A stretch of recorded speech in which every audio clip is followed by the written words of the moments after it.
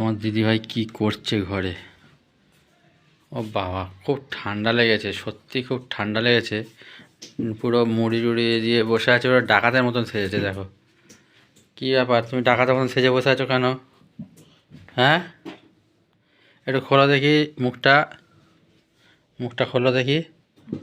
ওরে বাবা, এই ডাকাতের তো গলা ফুলে গাল ফুলে পুরো ঢোল হয়ে গেছে তো। দেখেছো কি হয়েছে? এই দেখো পুরো ফুলে গেছে সব। বাবা, মামস হয়েছে, মামস। এই দেখো ওষুধ খাচ্ছে, ওষুধ।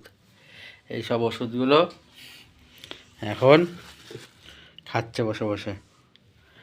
আর ভাত খেতে পারছে না, তাই বসে বসে এখন হ্যাঁ কাঁদছে, খেতে পারছে না। দিদিভাইয়ের খুব শরীর খারাপ, তাই রুটি খেতে চেয়েছে, রাতেবেলা রুটি করে দিচ্ছি। দেখলে যে তোমার দিদিভাইয়ের অবস্থা, ঠান্ডা লাগিয়ে গলাটা কিভাবে ফুলে গেছে, যার জন্য ও ঠিক করে খেতেও পারছে না। ওকে গলা ভাত ভাত গলিয়ে লিকুইড জিনিস খাওয়ানো হচ্ছে, কমপ্ল্যান এইসব। আর যার জন্য ভিডিও আমরা করতেও পারছি না 2-3 দিন ধরে। তোমরা কিছু মনে করো না, আমাদের পাশে থেকো।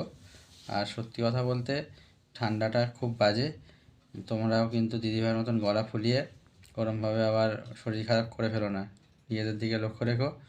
আমরা সুস্থ হয়ে যত তাড়াতাড়ি পারো ভিডিও আপলোড করব।